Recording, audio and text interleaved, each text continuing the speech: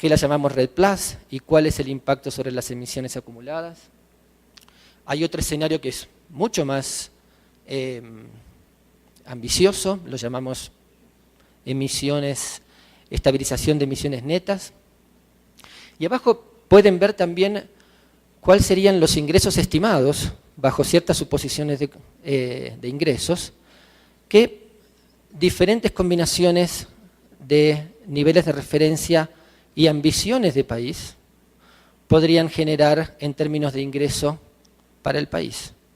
Por ejemplo, el que está más abajo es lo que podría resultar de fijar un nivel de referencia cercano al business as usual y simplemente hacer un programa de red que tenga un nivel de ambición X. Eso puede ser reflejado en ingresos potenciales a un país. Y lo que tienen ahí después son diferentes combinaciones, y hay tantas combinaciones como el proceso de discusión de una estrategia red pueda generar. Y de vuelta, como comentaba antes, creo que las figuras más interesantes van a ser aquellas que realmente sean el reflejo de las discusiones que se van teniendo como parte de la construcción de la estrategia. Esto es simplemente como para poner otro ejemplo de otro país. Este es un trabajo que se está haciendo en varios lados. Creo que quizás uno de los mensajes más importantes es que cuando veo esta figura a mí me salen, es que en realidad la adopción de una política red va a ser algo gradual y puede llegar quizás a tomar una década hasta que un país tenga un programa red maduro en el cual ha podido realmente tener una profundidad importante, poder abarcar grandes áreas del país. Ahora, si esto va a tomar una década y el programa red empieza en el 2018, estamos hablando que la madurez del programa llega en el 2028. Creo que el gran mensaje es que hay mucho daño que puede pasar entre ahora y el 2028.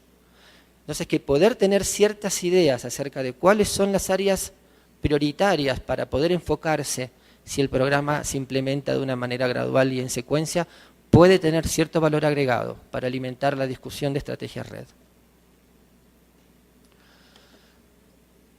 Y finalmente un resumen de las diferentes reflexiones. Hay varios elementos para alimentar una discusión red. Hablábamos de ingresos, hablábamos de costos, en este caso en particular era cierta espacialización de los resultados. Es importante por varias razones. Una es que hay algunas partes del país que pueden ser más interesantes que otras en términos de la sumatoria de riesgos, cantidad de carbono, beneficios múltiples. Esas mismas áreas quizás puedan ser mucho más interesantes y más fáciles de poder atraer financiamiento adicional, por ejemplo, por parte de privados.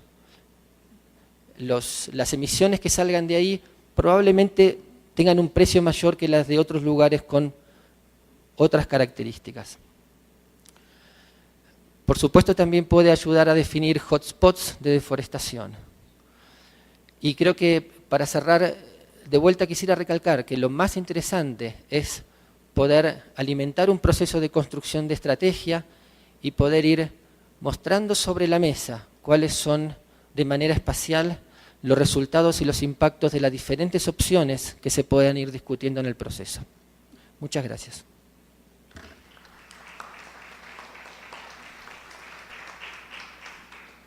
Gracias, Gabriel.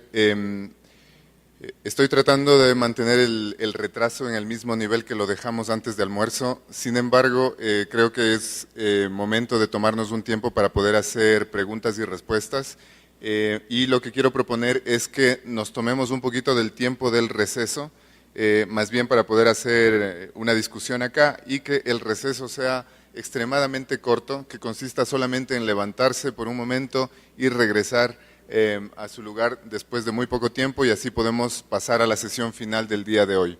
Mucha información, pero la buena noticia es que se llevan todo eso para digerirlo tranquilamente de vuelta en sus países. Pero por ahora aprovechamos que tenemos acá a este excelente panel y planteamos entonces un par de rondas de preguntas dependiendo de cuántos tenemos. Entonces, Alerto simplemente a mis colegas con los micrófonos para las mesas externas y luego para la mesa interna, como siempre usan sus micrófonos, quiero tener una idea de cuántas preguntas tenemos. Entonces, por ahora puedo distinguir 4 y vamos a empezar con esas 4. Si después alguien se anima, vamos con una segunda ronda. Entonces, iniciamos con las 4 que vi hace un segundo. Entonces, empezamos allá. Tengo una pregunta para Iván. En cuanto a la visión Amazonía, ¿cuán avanzada está? ¿Y pensáis en ampliarla también a otros países de la cuenca amazónica? Porque como es el mismo o un ecosistema muy parecido, ¿estáis pensando en eso? Y una segunda pregunta a Leticia, ¿cómo son ¿Cómo se trata con los casos cuando se, ¿cómo se dice? ¿Cómo se pilla cuando se pilla a alguien que estaba I say it in English, I'm sorry. If somebody is did illegal logging, so what will happen? Because I guess sometimes you will only catch the driver. So what are the consequences that it doesn't happen again? Thank you. Gracias. La delegación de Costa Rica, por favor. Muchas gracias y gracias por las presentaciones. Esto es más un comentario sobre que tal vez a la hora de analizar los factores de los drivers de deforestación y degradación, con el fin de diseñar opciones estratégicas, valdría la pena analizar también aquellos factores que impiden que las actividades plus ocurran. Entonces, esto muchas veces están relacionadas y pueden llegar a informar un poco el diseño de opciones estratégicas más integrales. Por ejemplo, en Costa Rica, muchas veces el nivel técnico de los requisitos que se solicitan a los dueños de bosque para que ingresen en el manejo forestal son bastante complejos y esto a veces promueve que ingresen en otras actividades productivas, muchas veces no sostenibles. Entonces, ambos procesos podrían estar ligados y creo que sería importante también expandir este análisis a las 5 actividades red. Muchas gracias. Gracias. Tenemos una intervención atrás del Programa Nacional Conjunto de Ecuador. Sí, para Leticia. Leticia comentó que han hecho algunas cosas en Brasil y aparentemente todo con recursos propios de Brasil y que están buscando el reconocimiento a nivel internacional de todos los resultados que han logrado.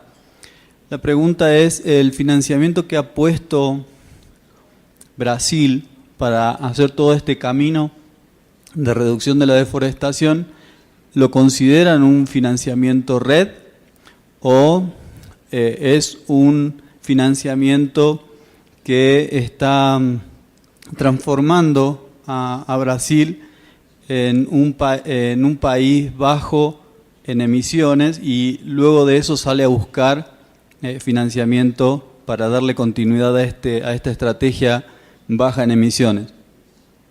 Y para Gabriel Labate, preguntarle si hay alguna mezcla entre financiamiento privado y financiamiento multilateral que sea óptimo para el diseño de las estrategias nacionales. Gracias. Teníamos otra pregunta de México, si es que alcanzo a ver bien desde acá.